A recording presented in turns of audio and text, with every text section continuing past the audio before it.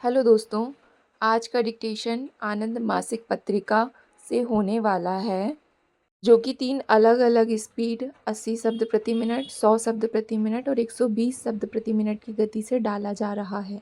इसकी पीडीएफ अगर आपको अलग से चाहिए तो नीचे डिस्क्रिप्शन बॉक्स से आप टेलीग्राम चैनल ज्वाइन कर सकते हैं। वहाँ आपको सारे अपकमिंग वीडियोज़ की लिंक और पीडीएफ मिल जाया करेगी। तो ज़्यादा समय ना लेते हुए डिक्टेशन स्टार्ट करते हैं 5 सेकंड के बाद।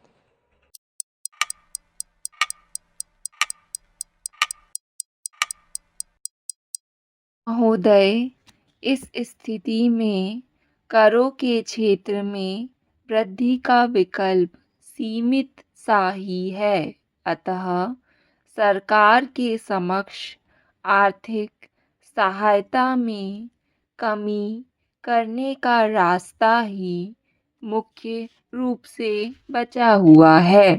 खाद्यान्नों, उर्वरकों, बिजली तथा अन्य कई प्रकार की आर्थिक सहायताओं के कारण केंद्र तथा राज्य सरकारों पर करोड़ों का बोझ बना हुआ है तथा इसने सरकारों का बुरा हाल कर दिया है।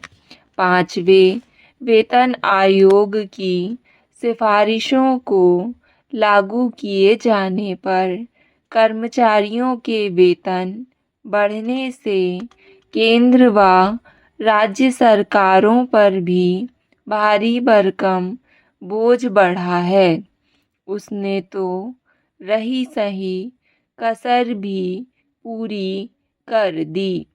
केंद्र व राज्यों में पहले से ही आवश्यकता से अधिक कर्मचारी हैं तथा उन्हें वेतन आयोग की सिफारिशों के अनुरूप पिछला बकाया देने में सरकार को काफ़ी बोझ उठाना पड़ रहा है। अब सरकार के सामने अपने आर्थिक घाटे को कम करने के लिए एक ही चारा था कि वह सार्वजनिक वितरण प्रणाली द्वारा सस्ती दरों पर बेचे जाने वाले गेहूं, चावल, चीनी तथा यूरिया के बिक्री मूल्यों में वृद्धि करे।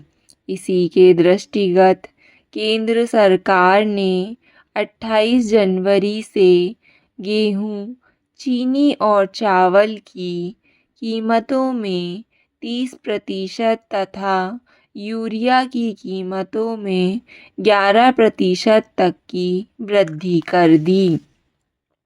पूर्व प्रधानमंत्री शुरू से ही इस प्रकार की आर्थिक सहायता में कमी कर देश की अर्थव्यवस्था को राजस्व घाटे के संकट से बचाने के लिए बल देते आ रहे हैं। यही कारण है कि बजट सत्र से पूर्व संसदीय कार्य मंत्री द्वारा बुलाई गई सर्वदलीय बैठक में इस संबंध में किसी भी विपक्षी नेता ने अपना विशेष विरोध नहीं किया था। गेहूं व चावल की मूल्य वृद्धि के बारे में कांग्रेस ने अभी तक कोई विरोध प्रकट नहीं किया है। यदि उसकी ओर से कोई विरोध किया भी जाएगा तो वह मात्र औपचारिक ही होगा। अभी तक इस संबंध में मकपा द्वारा ही विरोध प्रकट किया जा रहा है। वस्तुतः सरकारों द्वारा दी जाने वाली आर्थिक सहायता का उद्देश्य तो यह था कि इससे सामान्य जनता को आवश्यक वस्तुएं व अन्य सेवाएं उचित मूल्य पर मिलें, लेकिन धीरे धीरे विभिन्न निहित तथा राजनीतिक स्वार्थों के कारण इनका दुरुपयोग व भ्रष्टाचार बढ़ने लगा। सरकार द्वारा सस्ते मूल्य पर दी जाने वाली खाद्यान्न व अन्य वस्तुएं गरीब जनता को मिलने की बजाय काला बाजार में जाने लगीं। सरकार गेहूं, चावल आदि के समर्थन मूल्य बढ़ाती जा रही है, जिसके कारण अन्य कार्यों के लिए बहुत कम पैसा बच पाता है। अध्यक्ष महोदय, अभी तक भूमिहीन खेतिहर मजदूरों की ओर अधिक ध्यान नहीं दिया जा सका है। यह बात नहीं है कि हम इधर ध्यान देना नहीं चाहते थे, कारण यह था कि हमारे सामने इतने अधिक विषय वस्तु हैं कि हम सबकी ओर एक साथ तुरंत ध्यान नहीं दे सकते। कई राज्यों में जहां कृषि की काफ़ी उन्नति हो चुकी है, उन्हें अच्छी मंजूरी मिल रही है। अन्य राज्यों में भी पारिश्रमिक बढ़ाने के लिए कदम उठाए गए हैं।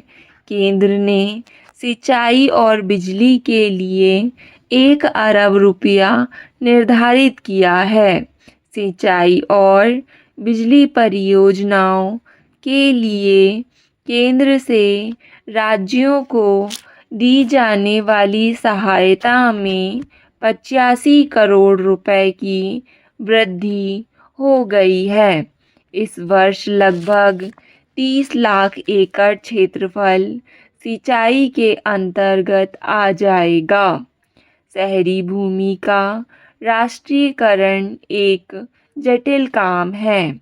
मैं जानती हूँ कि लोग खास तौर पर ग्रामीण क्षेत्रों में इसकी मांग करते रहे हैं और हम भी इस पर लंबे समय से विचार कर रहे हैं, लेकिन इसकी जटिलता अब भी बनी हुई है। अलग अलग शहरों में स्थिति भिन्न भिन्न है। मुंबई, कोलकाता और दिल्ली एक श्रेणी में आते हैं, तो कानपुर, लखनऊ और जबलपुर, जो आकार में छोटे हैं, एक अन्य श्रेणी में आते हैं। फिर भी विधेयक का प्रारूप लगभग तैयार है। काफ़ी बड़ी संख्या ऐसे लोगों की है जो कर चुकाने से बचने की कोशिश में रहते हैं। ऐसे कर अपवचन के मामलों में कठोर कार्रवाई की गई है और इसके परिणाम स्वरूप सरकारी कोष में लगभग 1 अरब 40 करोड़ रुपए आए हैं। हमारी कोशिशें कुछ ही समय पहले शुरू हुई थीं और हमें आशा है कि और बड़ी राशियां वसूल की जा सकेंगी। नए नियमों के अनुसार तस्करों की संपत्ति जब्त की जा सकती है।